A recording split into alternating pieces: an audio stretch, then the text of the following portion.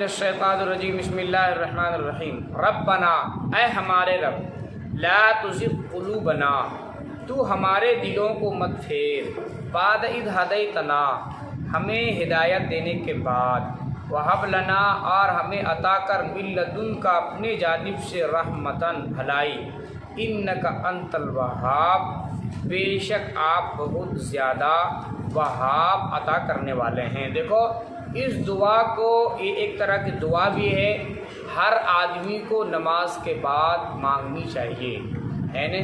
یا اللہ تو نے ہمیں جب ایمان کی دولت سے نوازا، یہ تمام کے تمام چیزیں اللہ ہی کی قبضے قدرت میں، ایمان کا بھی دینا بغیر اللہ کی مرضی کے ہوتا نہیں ہے، تو اس دعا کا اہتمام کرنا چاہیے۔ یا اللہ جب تو نے ہمیں ایمان کی دولت سے سرفراز فرمایا، یہ آپ کا بہت بڑا احسان ہے، جتنا بھی ہم کچھ کر لیں لیکن آپ کا یہ جو احسان ہے اس کا بدلہ ادا ہو نہیں سکتا۔ یا اللہ ہمیں اس ایمان پر جمائے رکھنا، اس ایمان پر ہمیں جمائے رکھنا، ہمیں جو ہے اس ایمان سے تو نہ پھیر۔ آئی بات سمجھ میں؟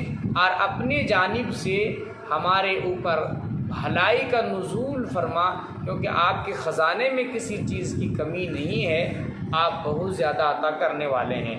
ربنا انک جامع الناس لیوم لا ریب فیہ، اے ہمارے رب بے شک آپ لوگوں کو جمع کرنے والے ہیں لیوم ایسے دن میں لا ریب فیہ جس دن میں کوئی شک شبہ نہیں ہے، مراد قیامت کے دن ہے۔ ان اللہ لا یخلف المیعاد، بے شک اللہ وعدے کا خلاف نہیں کرتا، وعدہ کا خلاف نہیں کرتا یا وعدہ خلافی نہیں کرتا۔ یہ جو اللہ کا وعدہ ہے، ایک دن قیامت آئے گی، اس دن حساب و کتاب ہوگا، اور جو اچھے لوگ ہیں، متقی لوگ ہیں، جنہوں نے اچھے اعمال کیا، ان کا بدلہ دیا جائے گا۔ فرمایا ان الذین کفروا لن تغنی عنہم اموالہم، بے شک جن لوگوں نے کفر کیا، لن تغنی عنہم ان کے جانب سے کچھ کام نہیں آئے گا، اموالہم ان کے مال، ولا اولادہم اور ان کی اولادیں، من اللہ اللہ کے سامنے شیئا کچھ بھی۔ دنیا کے اندر جو ہے وہ انسان دولت کمانے میں رہ گیا ہے، اولاد کے پیچھے رہ گیا۔ آدمی دولت کیوں کماتا ہے؟ اولادی کے لیے۔ چوری کیوں کرتا ہے؟ اولادی کے لیے۔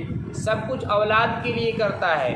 اللہ کہتا ہے قیامت کے دن جب ہوگا تو سب لوگ نفسی نفسی پکار رہے ہوں گے، میری جان میری جان، کوئی کسی کا کام نہیں آئے گا۔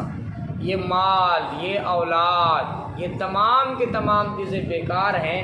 اللہ کے سامنے اگر کچھ کام آئے گا تو پھر وہ نیکیاں ہی کام آئیں گی، اور باقی بات یہ چیزیں دنیاوی دولت کام نہیں۔ ہاں لیکن اگر کوئی آدمی ایسا ہے کہ دولت کو صحیح استعمال کیا ہو، اپنے اولادوں کو صحیح استعمال کیا ہو، مطلب یہ ہے دینی تعلیم سے آراستہ کیا ہو، ہے نا، راستہ ٹھیک ٹھاک ان کو دکھایا ہو، تو پھر ایسی اولادیں بھی کام آئیں گی، اور ایسا مال بھی ان کو قیامت کے دن کام آئے گا۔ ٹھیک فرمایا وَأُولَٰئِكَ هُمْ وَقُودُ النَّارِ، یہی وہ لوگ جہنم کے ایندھن ہیں۔ ایندھن کے معنی لکڑیاں۔ جس طرح سے دنیا کے اندر جو ہے وہ آگ کو جب بھڑکایا جاتا ہے تو لکڑیوں سے بھڑکایا جاتا ہے، اسی طرح قیامت کے دن جہنم کی آگ کو جو بھڑکایا جائے گا لکڑیوں سے نہیں، بلکہ پہلے پارے میں تم لوگ پڑھ چکے ہو کہ وقودها الناس والحجارہ، کہ جہنم کے جو ایندھن ہوں گے وہ کون؟ انسان اور پتھر ہوں گے، یعنی انہی کے ذریعہ سے جہنم کو بھڑکایا جائے گا۔ فرمایا وَأُولَٰئِكَ هُمْ وَقُودُ النَّارِ، یہی وہ لوگ جہنم کے ایندھن ہیں۔ کَدَابِ آلِ فِرْعَوْنَ، جیسے کہ آل فرعون کا حال ہوا، وَالَّذِينَ اور وہ لوگ جو ان سے پہلے تھے، کَذَّبُوا بِآیَاتِنَا انہوں نے ہماری آیتوں کو جھٹلایا، فَأَخَذَهُمُ اللَّهُ بس اللہ نے ان کو پکڑ لیا، بِذُنُوبِهِمْ ان کو گناہوں پر، ان کے گناہوں پر، واللہ شدید العقاب اللہ تبارک و تعالیٰ سخت عذاب دینے والا ہے۔ دیکھو اس دنیا میں ہم آئے، ہمارا آنا کوئی انوکھی بات نہیں ہے، ہم سے پہلے بے شمار لوگ آئے۔ اللہ تبارک و تعالیٰ نے ان لوگوں کی مثال بیان فرمایا کہ تم سے پہلے جو لوگ آئے ہیں ان میں سے بہت سارے ایسے لوگ تھے جو نافرمان تھے، بڑے بڑے نافرمان لوگ تھے، آل فرعون ہے نا، اور اسی طرح سے قوم لوط ہیں، حضرت نوح علیہ السلام کی جو قوم تھی، بڑے بڑے نافرمان لوگ تھے۔ جب ان لوگوں نے نافرمانیاں کی، اللہ کہتا ہے جب ان لوگوں نے ہماری آیتوں کو جھٹلایا تو اللہ تبارک و تعالیٰ نے ان لوگوں کو پکڑا، اور دنیا کی تاریخ میں جو آنے والے لوگ ہیں ان کے لیے عبرت بنا دیا ہے نا۔ کسی قوم کو بندر بنا دیا، آ رہی بات سمجھ میں، کسی قوم کو، کسی بستی کو الٹ کر کے پلٹ دیا ہے نا، کسی قوم کے لیے زمین پھٹ گئی اور ان کو نگل گئی۔ اس طرح کے بے شمار واقعات ہوئے۔ اللہ نے کہا واللہ شدید العقاب، اللہ سخت عذاب دینے والا ہے۔ قل للذین کفروا، آپ کہہ دیجئے ان لوگوں سے، الذین کفروا، جن لوگوں نے کفر کیا، ستغلبون، ان قریب وہ لوگ مغلوب ہوں گے، ہار جائیں گے، وتحشرون، اور اکٹھے کیے جائیں گے جہنم کی طرف۔ کب تک انکار کرو گے؟ کب تک کفر کرو گے؟ 60 سال، 70 سال، ایک نہ ایک دن وہ آئے گا، تم ہار جاؤ گے، تمہیں موت آ پکڑے گی، موت آ دبوچے گی۔ اس دن تم تمام کے تمام، خدا نہ کرے کہ کسی انسان کا اس حال میں موت آئے، اور اگر آ گیا اپنی لاپرواہی کی وجہ سے تو پھر اللہ کہتا ہے کہ تم ہار جاؤ گے اور جہنم میں ڈالے جاؤ گے۔ فرمایا وبئس المہاد، جہنم کیا ہے؟ اللہ نے کہا بہت برا ٹھکانہ ہے۔ قد کان لکم آیۃ فی فئتین التقطا، یقیناً تمہارے لیے آیتن، ایک نشانی ہے، فی فئتین، ان دو جماعتوں میں، التقطا تسنیہ کا صیغہ، جو دونوں آپس میں بھڑ گئے۔ مراد جنگ بدر ہے۔ جنگ بدر کا واقعہ جو خلاصتاً کچھ اس طرح سے ہے کہ مسلمان جب اللہ کے نبی علیہ السلام کے ساتھ مکہ چھوڑ کر کے مدینہ تشریف لے گئے ہے نا، تو یہ جو مکہ کے مشرکین تھے وہ مسلمانوں کو تنگ کرنے کے لیے مدینہ پر بھی چڑھائی کیا کرتے تھے۔ جب مسلمان بالکل تنگ ہو گئے، مجبور ہو گئے، تو ایک جنگ ہوا، پہلا جو جنگ ہوا اسی جنگ کا نام ہے جنگ بدر ہے نا۔ اب اس جنگ کے کیفیت یہ تھی کہ مسلمانوں کی تعداد بالکل مختصر، 313، کتنے؟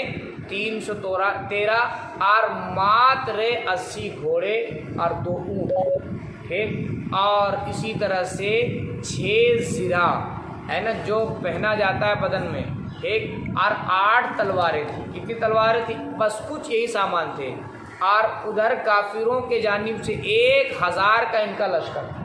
کتنا تھا؟ 1000، اور ان کے پاس گھوڑے بھی کافی زیادہ تھے، 700-800 کے قریب، اونٹ بھی زیادہ تھے، تلواریں بھی زیادہ تھے، ہر ایک کے ہاتھ میں تلوار۔ اب دیکھو ایک طرف چھوٹی سی جماعت ہے 313 ہے نا، اور ایک طرف 1000، 3 گنا زیادہ۔ لیکن جب آپس میں مقابلہ ہوا تو پھر اللہ تبارک و تعالیٰ نے مسلمانوں کو فتح عطا فرمایا، مسلمانوں کو کامیابی عطا فرمائی۔ کیونکہ ان کے دلوں میں ایمان تھا، ان کے دلوں میں تقویٰ تھا۔ اب وہ جو کافر آئے تھے ان کی جو تعداد تھی 1000 کی، اب وہ لوگ 1000 پر فخر کر رہے تھے، ناچ رہے تھے، گا رہے تھے، مستیاں کر رہے تھے، تکبر کر رہے تھے۔ مسلمانوں کی جماعت تھوڑی سی تھی، اب جتنا کم جماعت تھی ادھر دیکھتے تھے کہ کافروں کی جماعت تو کافی زیادہ، 1000 کی تعداد ہے۔ مسلمان جو ہے وہ اور اللہ تبارک و تعالیٰ کے سامنے رو رہے تھے، گر گرا رہے تھے۔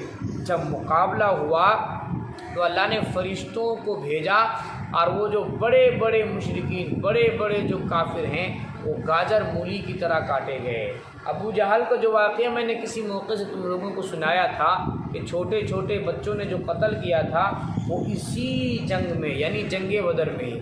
اب دیکھو ماتر 8 تلواریں تھیں، کسی کے پاس ڈنڈا ہے، کسی کے پاس لاٹھی ہے، اور ایک طرف ادھر دیکھو ان کے پاس، تمام لوگوں کے پاس تلواریں ہیں، زرہ ہے۔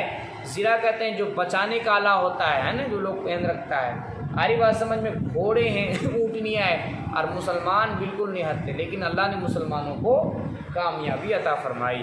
اسی کو فرمایا اللہ نے کہ یقیناً نشانیاں تمہارے لیے فی فئتین، ان دو جماعتوں میں، التقطا جو آپس میں لڑے، فئتن ایک جماعت، تقاتل فی سبیل اللہ اللہ کے راستے میں قتال کر رہی تھی، واخری کافرۃ اور ایک دوسری جماعت کافرۃ کافروں کی تھی، یرونہم وہ لوگ دیکھتے تھے اپنے آپ کو، مثلہم ان سے دو گنا، رأی العین آنکھوں سے۔ اب ظاہر سی بات ہے ان کی تعداد زیادہ تھی، ہے نا، تو اپنے آنکھوں سے دیکھ رہے تھے کہ ہماری تعداد زیادہ ہے، ہم مسلمانوں کو تو یوں ہی چٹکیوں میں ختم کر دیں گے۔ مسلمان بالکل نہتے ہیں، ان کے پاس کچھ بھی نہیں ہے، نہ تیر ہے، نہ تلوار ہے، نہ بھالے ہیں، ہمارے پاس تو سب کچھ ہے کہ نہیں؟ اور مسلمانوں کے پاس کچھ بھی نہیں، لیکن اللہ تبارک و تعالیٰ نے مسلمانوں کو فتح عطا فرمایا۔ تو یہ بھی ایک نشانیاں ہیں اس جنگ کے اندر بھی، عبرت عقل والوں کے لیے، جن کے پاس عقل ہے نا، جو لوگ عبرت حاصل کرتے ہیں ان کے لیے اس کے اندر بھی ایک طرح کی عبرت ہے۔ فرمایا واللہ یؤید اللہ مضبوط کرتا ہے، بنصرہ اپنے مدد سے، من یشاء جسے چاہتا ہے، ان فی ذلک لعبرۃ لأولی الابصار بے شک اس میں یقیناً عبرت ہے لأولی الابصار عقل مندوں کے واسطے۔ ظاہر سی بات ہے، آدمی سوچ ہی سکتا ہے کہ ایک طرف بالکل تھوڑی سی جماعت اور وہ بھی نہتے جماعت جس کے پاس کچھ بھی نہیں ہے، اور ایک طرف 1000 کی فوج، اگر ان پر یہ غالب آ جاتی ہے، یقیناً اللہ کی جانب سے کوئی نہ کوئی مدد ضرور ہے، ورنہ ایسا ہو ہی نہیں سکتا کہ 1000 ایک طرف ہو اور ایک طرف جو ہے وہ 313 ہو اور بالکل نہتے ہو، نہ ان کے پاس گھوڑے ہیں، نہ صحیح طرح سے تلواریں ہیں، نہ زریں ہیں، لیکن اس کے باوجود ان کو فتح نصیب ہو۔ کس چیز کی طاقت؟ وہ اللہ تبارک و تعالیٰ کی جانب سے تھی۔ فرمایا زین للناس لوگوں کے لیے مزین کر دیا گیا، حب الشہوات، ٹھیک، یہ مرغوب چیزوں کی محبت، جیسے من النساء عورتیں، والبنین اور اولاد لڑکے، والقناطیر المقنطرۃ من الذهب والفضہ اور سونا اور چاندی کے ڈھیر، والخیل المسومہ اور نشان زدہ گھوڑے، والانعام اور چوپائے، والحرث اور کھیتیاں۔ یہ جو چند چیزیں ہیں جن سے انسان کو محبت ہوتی ہے، اللہ تبارک و تعالیٰ نے لوگوں کے لیے، ایسے لوگوں کے لیے جو دنیا دار ہیں، ان چیزوں کو مرغوب بنا دیا ہے، لوگ اسی کی طرف مائل ہوتے ہیں۔ لیکن جو متقی ہیں، اللہ سے ڈرنے والے ہیں، ہے نا، وہ لوگ ان چیزوں میں پڑھ کر کبھی بھی اللہ سے غافل نہیں ہوتے۔ فرمایا ذالک متاع الحیات الدنیا، اور یہ دنیاوی زندگی کا ساز و سامان ہے، واللہ عندہ حسن المآب، اور اللہ اس کے پاس حسن المآب بہترین ٹھکانہ ہے۔ قل انبئکم، آپ کہہ دیجئے کیا میں تم کو بتا دوں، بخیر من ذالکم، اس سے بہتر، ان چیزوں سے بہتر۔ آج دنیا میں دیکھ لو، ایک مرد آدمی ہے، اسے سب سے زیادہ اپنی بیوی سے محبت ہے، اپنی اولادوں سے محبت ہے، زیورات سے، سونے چاندی سے محبت ہے نا، کھیتیوں سے محبت ہے، ایک دنیا دار انسان کو۔ تو اللہ تبارک و تعالیٰ کہتا ہے کہ اس سے بہتر جو چیز ہے وہ جنت ہے۔ وہ کیا ہے؟ جنت ہے، تم اس کے طلبگار بنو، ان چیزوں کے چکر میں مت پڑو۔ فرمایا قل انبئکم، آپ کہہ دیجئے کیا میں تمہیں بتا دوں، بخیر من ذالکم، اس سے بہتر، للذین اتقوا، ان لوگوں کے واسطے جو ڈرے، عند ربہم، اپنے رب کے پاس، جنات، باغات ہیں، تجری من تحتہا الانہار، جس کے نیچے نہریں جاری ہوں گی، خالدین فیہا، اس میں ہمیشہ ہمیشہ رہیں گے، وازواج مطہرہ، اور پاک جوڑے ہیں، ورضوان من اللہ، اور اللہ کی خوشنودی۔ کہاں؟ جنت میں۔ آج جنت میں یہ جو اللہ کی نعمتیں ہیں، ان چیزوں سے، کن چیزوں سے؟ دنیا کی جو زیب و زینت ہے، بیویاں ہیں، اولاد ہے، پیسے ہے، سونا چاندی ہے، کھیتیاں ہیں، اللہ نے کہا ان چیزوں سے زیادہ بہتر ہے اللہ کی رضا، اللہ کی خوشنودی اور اللہ کی بنائی ہوئی جنت۔ فرمایا واللہ بصیر بالعباد، اللہ بندوں کو دیکھنے والا ہے۔